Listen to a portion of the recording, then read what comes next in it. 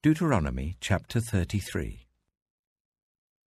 This is the blessing that Moses, the man of God, pronounced on the Israelites before his death. He said, "The Lord came from Sinai, and dawned over them from Seir. He shone forth from Mount Paran. He came with myriads of holy ones from the south, from his mountain slopes. Surely it is you who love the people. All the holy ones are in your hand. At your feet they all bow down, and from you receive instruction, the law that Moses gave us, the possession of the assembly of Jacob. He was king over Jeshurun when the leaders of the people assembled, along with the tribes of Israel. Let Reuben live and not die, nor his people be few." And this he said about Judah. "Hear, Lord, the cry of Judah. Bring him to his people. With his own hands he defends his cause. O be his help against his foes." About Levi he said, "Your Thummim and Urim belong to your faithful servant. You tested him at Massah. You contended with him at the waters of Meribah. He said of his father and mother, 'I have no regard for them.' He did not recognize his brothers or acknowledge his own children, but he watched over your word and guarded your covenant. He teaches your precepts to Jacob and your law to Israel. He offers incense before you and whole burnt offerings on your altar. Bless all his skills, Lord, and be pleased with the work of his hands. Strike down those who rise against him, his foes, till they rise no more." About Benjamin he said, "Let the beloved of the Lord rest secure in him, for he shields him all day long, and the one the Lord loves rests between his shoulders." About Joseph he said, "May the Lord bless his land with the precious dew from heaven above, and with the deep waters that lie below. With the best the sun brings forth, and the finest the moon can yield. With the choicest gifts of the ancient mountains, and the fruitfulness of the everlasting hills. With the best gifts of the earth and its fullness, and the favor of him who dwelt in the burning bush. Let all these rest on the head of Joseph, on the brow of the prince among his brothers. In majesty he is like a firstborn bull. His horns are the horns of a wild ox. With them he will gore the nations, even those at the ends of the earth. Such are the 10,000s of Ephraim, such are the thousands of Manasseh." About Zebulun he said, "Rejoice, Zebulun, in your going out, and you, Issachar, in your tents. They will summon peoples to the mountain, and there offer the sacrifices of the righteous. They will feast on the abundance of the seas, on the treasures hidden in the sand." About Gad he said, "Blessed is he who enlarges Gad's domain. Gad lives there like a lion, tearing at arm or head. He chose the best land for himself. The leader's portion was kept for him. When the heads of the people assembled, he carried out the Lord's righteous will and his judgments concerning Israel." About Dan he said, "Dan is a lion's cub, springing out of Bashan." About Naphtali he said, "Naphtali is abounding with the favor of the Lord and is full of his blessing. He will inherit southward to the lake." About Asher he said, "Most blessed of sons is Asher. Let him be favored by his brothers, and let him bathe his feet in oil. The bolts of your gates will be iron and bronze, and your strength will equal your days.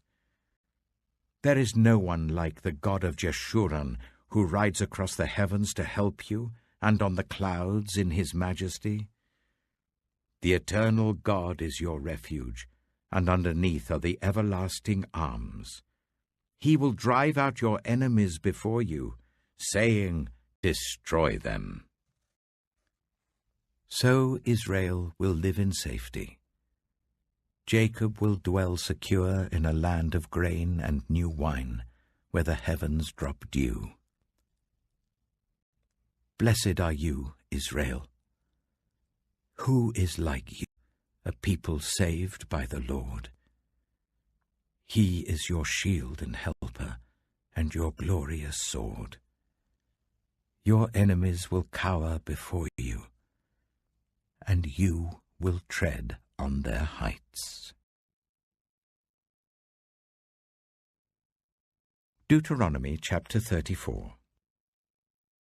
Then Moses climbed Mount Nebo from the plains of Moab to the top of Pisgah opposite Jericho. There the Lord showed him the whole land, from Gilead to Dan, all of Naphtali, the territory of Ephraim and Manasseh, all the land of Judah as far as the Mediterranean Sea, the Negev, and the whole region from the valley of Jericho, the city of palms, as far as Zoar. Then the Lord said to him, "This is the land I promised on oath to Abraham, Isaac, and Jacob, when I said, I will give it to your descendants. I have let you see it with your eyes, but you will not cross over into it." And Moses, the servant of the Lord, died there in Moab, as the Lord had said. He buried him in Moab, in the valley opposite Beth Peor. But to this day, no one knows where his grave is. Moses was 120 years old when he died, yet his eyes were not weak, nor his strength gone. The Israelites grieved for Moses in the plains of Moab 30 days, until the time of weeping and mourning was over. Now Joshua, son of Nun, was filled with the spirit of wisdom, because Moses had laid his hands on him. So the Israelites listened to him, and did what the Lord had commanded Moses. Since then, no prophet has risen in Israel like Moses, whom the Lord knew face to face, who did all those signs and wonders the Lord sent him to do in Egypt, to Pharaoh and to all his officials and to his whole land. For no one has ever shown the mighty power or performed the awesome deeds that Moses did in the sight of all Israel.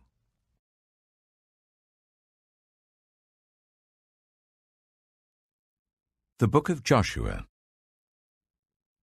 Joshua chapter 1. After the death of Moses, the servant of the Lord said to Joshua, son of Nun, Moses' assistant, "Moses, my servant, is dead. Now then, you and all these people, get ready to cross the river Jordan into the land I am about to give to them, to the Israelites. I will give you every place where you set your foot, as I promised Moses. Your territory will extend from the desert to Lebanon, and from the great river, the Euphrates, all the Hittite country, to the Mediterranean Sea in the west. No one will be able to stand against you all the days of your life. As I was with Moses, so I will be with you. I will never leave you nor forsake you. Be strong and courageous, because you will lead these people to inherit the land I swore to their ancestors to give them. Be strong and very courageous. Be careful to obey all the law my servant Moses gave you. Do not turn from it to the right or to the left, that you may be successful wherever you go. Keep this book of the law always on your lips. Meditate on it day and night, so that you may be careful to do everything written in it. Then you will be prosperous and successful. Have I not commanded you? Be strong and courageous. Do not be afraid. Do not be discouraged. For the Lord your God will be with you wherever you go. So Joshua ordered the officers of the people, Go through the camp and tell the people, Get your provisions ready. 3 days from now you will cross the Jordan here to go in and take possession of the land the Lord your God is giving you for your own. But to the Reubenites, the Gadites, and the half-tribe of Manasseh, Joshua said, Remember the command that Moses the servant of the Lord gave you after he said, The Lord your God will give you rest by giving you this land. Your wives, your children, and your livestock may stay in the land that Moses gave you east of the Jordan, but all your fighting men, ready for battle, must cross over ahead of your fellow Israelites. You are to help them until the Lord gives them rest, as he has done for you, and until they too have taken possession of the land that the Lord your God is giving them. After that, you may go back and occupy your own land, which Moses, the servant of the Lord, gave you east of the Jordan, towards the sunrise. Then they answered Joshua, Whatever you have commanded us, we will do, and wherever you send us, we will go. Just as we fully obeyed Moses, so we will obey you. Only may the Lord your God be with you, as he was with Moses. Whoever rebels against your word and does not obey it, whatever you may command them, will be put to death. Only be strong and courageous. Psalm 74. O God, why have you rejected us forever? Why does your anger smolder against the sheep of your pasture? Remember the nation you purchased long ago, the people of your inheritance whom you redeemed, Mount Zion, where you dwelt. Turn your steps toward these everlasting ruins, all this destruction the enemy has brought on the sanctuary. Your foes roared in the place where you met with us. They set up their standards as signs. They behaved like men wielding axes to cut through a thicket of trees. They smashed all the carved paneling with their axes and hatchets. They burned your sanctuary to the ground. They defiled the dwelling place of your name. They said in their hearts, We will crush them completely. They burned every place where God was worshipped in the land. We are given no signs from God. No prophets are left, and none of us knows how long this will be. How long will the enemy mock you, God? Will the foe revile your name forever? Why do you hold back your hand, your right hand? Take it from the folds of your garment and destroy them. But God is my King from long ago. He brings salvation on the earth. It was you who split open the sea by your power. You broke the heads of the monster in the waters. It was you who crushed the heads of Leviathan and gave it as food to the creatures of the desert. It was you who opened up springs and streams. You dried up the ever-flowing rivers. The day is yours, and yours also the night. You established the sun and moon. It was you who set all the boundaries of the earth. You made both summer and winter. Remember how the enemy has mocked you, Lord, how foolish people have reviled your name. Do not hand over the life of your dove to wild beasts. Do not forget the lives of your afflicted people forever. Have regard for your covenant, because haunts of violence fill the dark places of the land. Do not let the oppressed retreat in disgrace. May the poor and needy praise your name. Rise up, O God, and defend your cause. Remember how fools mock you all day long. Do not ignore the clamor of your adversaries, the uproar of your enemies, which rises continually. Proverbs chapter 12. Whoever loves discipline loves knowledge, but whoever hates correction is stupid. Good people obtain favor from the Lord, but he condemns those who devise wicked schemes. No one can be established through wickedness, but the righteous cannot be uprooted. A wife of noble character is her husband's crown, but a disgraceful wife is like decay in his bones. The plans of the righteous are just, but the advice of the wicked is deceitful. The words of the wicked lie in wait for blood, but the speech of the upright rescues them. The wicked are overthrown and are no more, but the house of the righteous stands firm. A person is praised according to their prudence, and one with a warped mind is despised. Better to be a nobody and yet have a servant than pretend to be somebody and have no food. The righteous care for the needs of their animals, but the kindest acts of the wicked are cruel. Those who work their land will have abundant food, but those who chase fantasies have no sense. The wicked desire the stronghold of evildoers, but the root of the righteous endures.